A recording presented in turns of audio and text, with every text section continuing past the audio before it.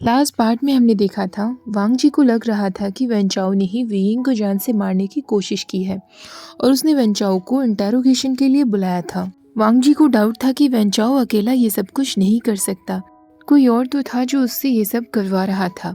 वांग जी एक बार फिर वेंचाओ से कहता है, अगर तुमने वेइंग को सच में मारने की कोशिश की है तो मैं जानना चाहता हूँ कि आखिरकार क्यों और क्या वजह है ये सब के पीछे। वेंचाओ कहता है, वो मेरी बहन थी जिसने बहुत टाइम पहले ही विवुशन की डेथ को प्लान करके रखा था। वांग जी कंफ्यूज होते हुए कहता है, तुम्हारी बहन भी है? नाम क्या है उसका? वेंचाओ कहता है, जू शाओ। उसका नाम जू शाओ है। वांग जी को तुरंत याद आ जाता है कि जू शाओ और कोई नहीं बल्कि वो ज्योतिषी ही थी जिसने वांग जी को बताया था कि वेइंग उसका विनाश बनेगा। वांग जी वेंचाओ से कहता है, तो वो ज्योतिषी तुम्हारी बहन है? वेंचाओ हंसते हुए कहता है, दुनिया बहुत छोटी है ना। वांग जी पूछता है, लेकिन एक सेकंड, तुम्हारी बहन विभूषण को क्यों मारना चाहेगी? वेंचाओ कहता है, क्योंकि जो उसे चाहिए उस रास्ते में तुम आ रहे हो। उसे पावर चाहिए, वैम्पायर वर्ल्ड की पावर। वो सिर्फ तुम्हें जान से नहीं मार सकती तुम्हारी पोजीशन को पाने के लिए, पर वो कुछ ऐसा कर सकती है जिससे वैम्पायर वर्ल्ड के लोगों में तुम्हारे खिलाफ नफरत पैदा हो जाए। वो तुम्हारी वैम्पायर साइड को जान से मार सकती है जिससे तुम अपनी ओरिजिनल एंजल फॉर्म में आ जाओगे, और अगर वो सक्सेसफुल रही तो तुम केवल एंजल रह जाओगे। ये सब मेरी बहन और मेरा रचाया प्लान था शुरुआत से ही। तुम्हारे फादर ने मेरी फादर की जान ली थी, उनका पूरा किंगडम छीन लिया था। उनकी मौत से मैंने अपनी फादर की मौत का बदला तो ले लिया है, पर अभी किंगडम है जो मुझे वापस लेना है। तुम्हें मारना आसान नहीं था, इसलिए मुझे और मेरी बहन को प्लान बनाना पड़ा। तुम्हें जान से मारने के लिए ज़रूरी था तुम्हारे मेट को ढूंढना, जो कि विवुशन है। तुम्हारा पूरा एग्जिस्टेंस सिर्फ उसी पर डिपेंड करता है लांग वांग जी। जब तक वो सांस ले रहा है तुम सांस लोगे, तुम खतरे से बाहर रहोगे, पर जिस पल उसकी मौत हुई तुम भी उसके साथ मर जाओगे। तुम्हें इतने टाइम से अपने चेस्ट में जो पेन फील हो रहा है वो इसलिए है क्योंकि तुम्हें उसे खोने का डर है। वो तुम्हारा आधा हिस्सा बन चुका है, क्योंकि अब तुम्हारी वैम्पायर साइड को अपना मेट मिल चुका है। इसलिए अब जितना भी टाइम तुम उसके साथ स्पेंड करोगे, तुम दोनों का बॉन्ड और भी ज़्यादा स्ट्रॉन्ग होता जाएगा और फिर तुम उसके बिना सरवाइव नहीं कर पाओगे। ये सुनने के बाद वांग जी ने फिर से अपने गार्ड्स को एक्टिव कर दिया था और इस बार वो लोग वेंचाओ की बहन जू शाओ को अपने साथ पकड़कर ले आए थे। ये जू शाओ वही ज्योतिषी थी जिसने 10 साल पहले वांग जी के सामने वो भविष्यवाणी की थी। वो दोनों ही कारागार में बांध दिए गए थे। वांग जी अब वहाँ आकर कहता है, तुम्हारा स्वागत है मेरे किले में एक बार फिर से जू शाओ। जू शाओ जो अब बुरी तरह घबरा रही थी, वो कहती है, मुझे यहाँ क्यों लाया गया है योर मैजेस्टी? वांग जी कहता है, तुम आंसर खुद जानती हो जू शाओ। मुझे नहीं पता था कि हमें इस तरह मिलना पड़ेगा 10 साल बाद, पर तुमने अपनी ये हालत खुद की है अपनी इविल ट्रिक्स की वजह से। वो भविष्यवाणी सच नहीं थी, है ना? तुमने जानबूझकर मुझे इस बात पर विश्वास कराया कि विवुशन मेरे लिए एक खतरा है। जू शाओ कहती है, आपको लगता है कि मैं ये सब खुद करना चाहती थी योर मैजेस्टी? मैं आपको कभी भी ये सब कुछ नहीं बताना चाहती थी। ये आधी कहानी है। वेंचाओ ने मुझसे ये सब कुछ कहलवाया। वेंचाओ अब कहता है, जिस थ्रोन पर बैठकर तुम राज कर रहे हो ना, तुम उसके लिए बने भी नहीं थे लांग वांग जी। इस थ्रोन का असली हकदार मैं हूँ। वांग जी कहता है, तो तुमने ये सब कुछ सिर्फ इसीलिए किया? पर तुम ये क्यों चाहते थे कि वेइंग को ऐसा लगे कि मैंने उसे जान से मारा है? वेंचाओ कहता है, इसका जवाब भी बहुत सिंपल है। अगर किसी वजह से विवुशन बच भी जाता है तो ये सोचकर ही कि उसे जान से मारने वाला और कोई नहीं उसका मेट था, आई एम श्योर कि उसके जीने की इच्छा ही खत्म हो गई होगी। यू नो वॉट लांग वांग जी, अब मैं तुम्हारे साथ वो गेम्स खेलते खेलते थक चुका हूँ।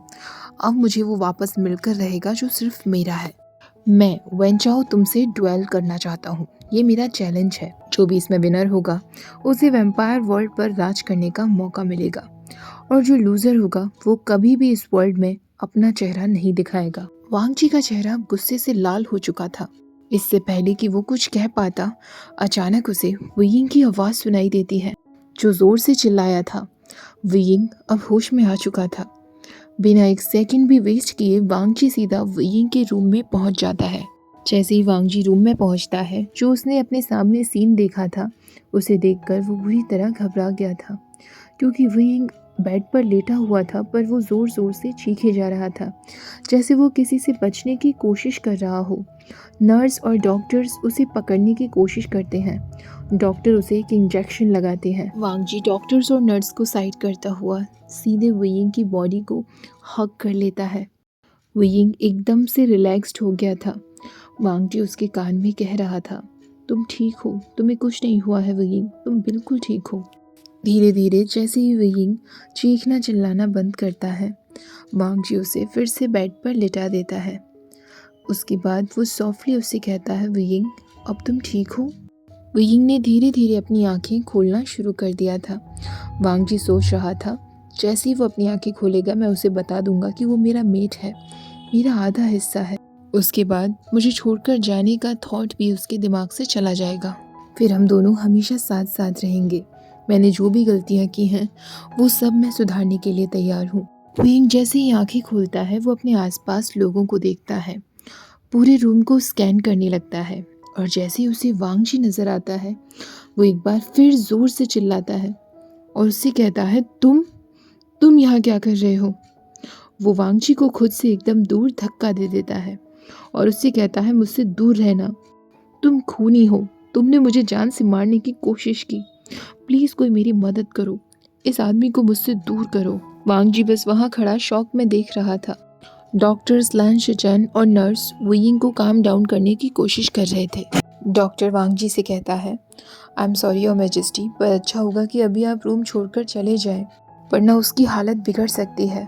वांगजी ना चाहते हुए भी हाँ में सिर हिलाते हुए सिंपली बेडरूम को छोड़कर चला जाता है। कुछ घंटों बाद कम से कम आवाज़ करते हुए वांगजी वियिंग के बेडरूम के बाहर एक बार फिर आता है और कान लगाए खड़ा हो जाता है। वियिंग की काम ब्रीदिंग की आवाज़ उसे सुनाई दे रही थी। वियिंग नींद में था। बिना कोई समय बर्बाद किए वांगजी जितना ज़्यादा क्वाइटली हो सके उतना क्वाइटली दरवाजे को खोलता है। वियिंग के बेडरूम में एक नर्स थी।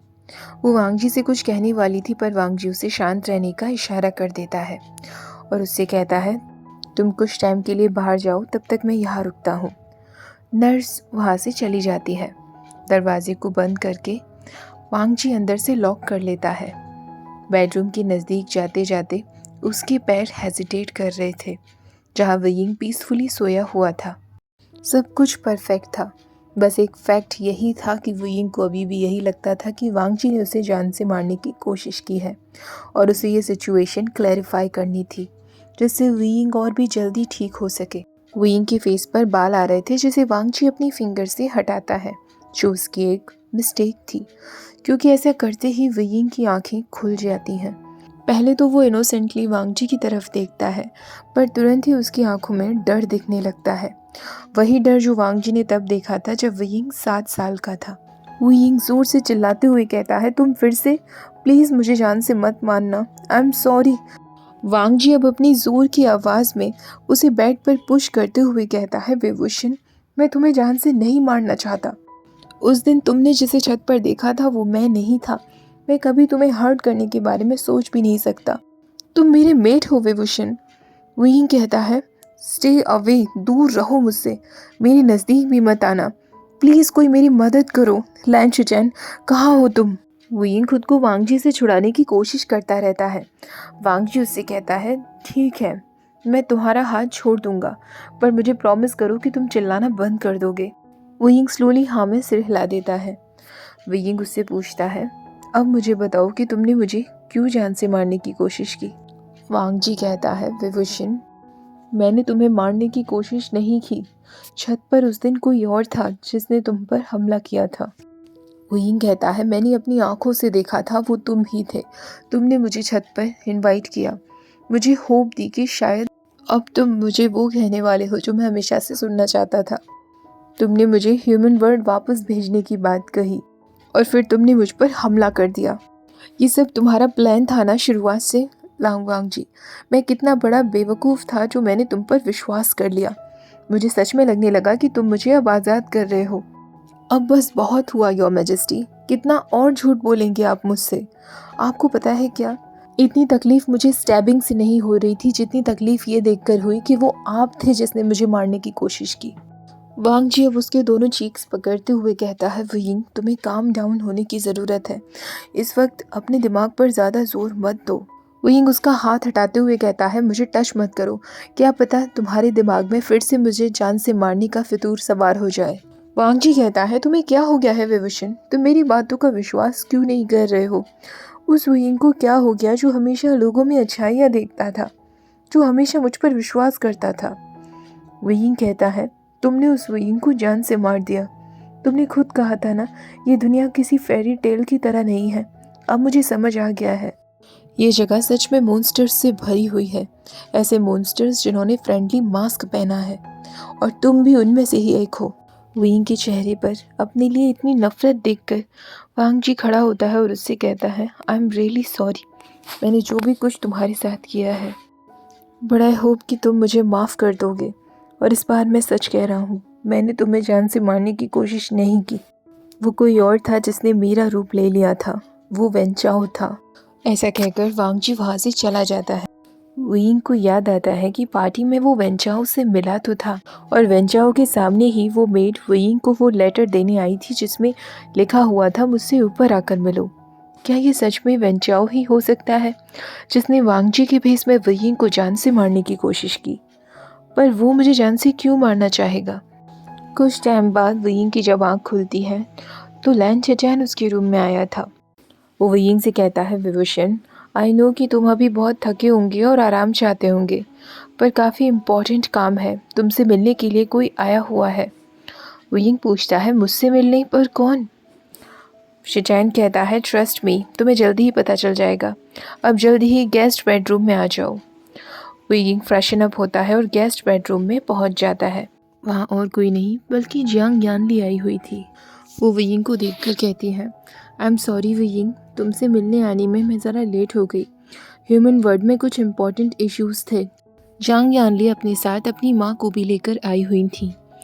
ये वैम्पायर वर्ल्ड की सबसे बड़ी ज्योतिषी थी, वही ज्योतिषी जिनका वांग जी इतने लंबे समय से इंतजार कर रहा था, उस भविष्यवाणी की कंफर्मेशन के लिए जो उससे जुशाओ ने की थी। वो वयिंग को देखकर कहती हैं, मुझे यानली ने तुम्हारे बारे में बहुत कुछ बताया है। मुझे खुशी है कि हिज मैजेस्टी को अपना मेट मिल गया है।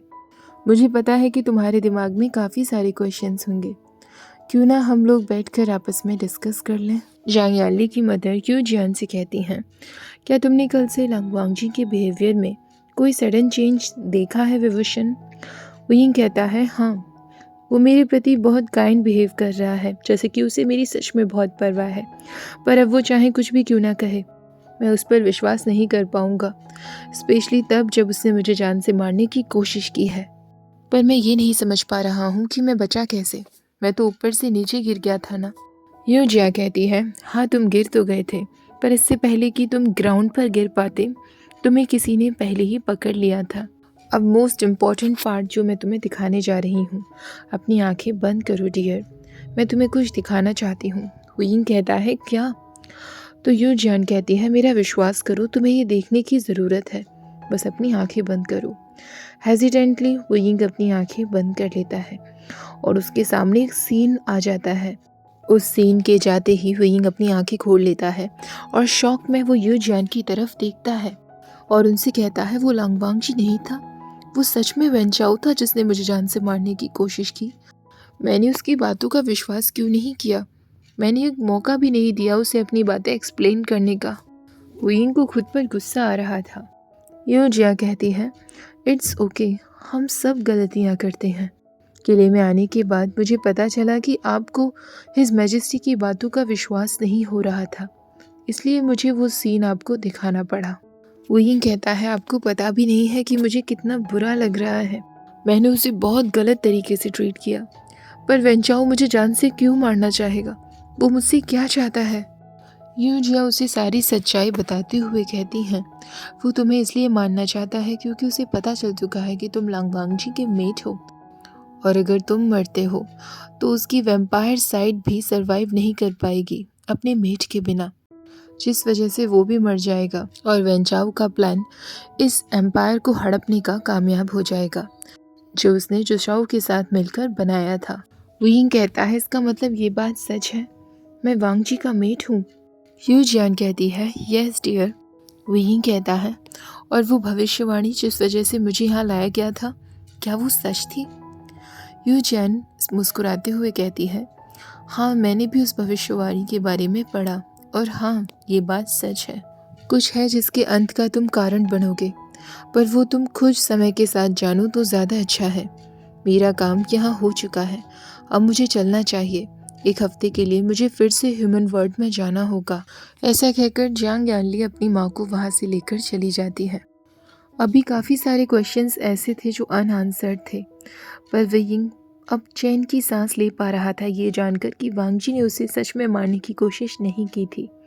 अब उसे समझ आ गया था कि क्यों हमेशा वांग जी के टच करने पर उसकी बॉडी में स्पार्क्स होते थे। ये साइन था, ये बताने का कि वही उसका मेट है और शायद वही वो इंसान है जिससे वियिंग ने हमेशा प्यार किया है। अपनी माँ के जाने के बाद यांग यानली वियिंग के पास आकर कहती है विविशन, कुछ है जो मैं तुमसे चाहती हूँ। तुम जाओ और हिज मैजेस्टी से बात करो। कल जब मैं उनसे मिली थी, जब वो यहाँ तुमसे मिलकर गए थे, तो वो बहुत ज़्यादा अपसेट थे, खुद से बहुत ज़्यादा नाराज़ थे और खुद को ब्लेम कर रहे थे कि तुम्हारे साथ जो कुछ भी हो रहा है सिर्फ उनकी वजह से हो रहा है। वो ज़रूर किसी ट्रेनिंग रूम में होंगे और सारा गुस्सा खुद पर निकाल रहे होंगे। तुम इकलौते ऐसे इंसान हो जो उन्हें इस गुस्से से बाहर ला सकते हो। वो यिंग सीधा ट्रेनिंग रूम की तरफ जाता है जहाँ एकदम अंधेरा था। सिर्फ चांद की चांदनी ही थी जो विंडो के थ्रू उस कमरे में आ रही थी।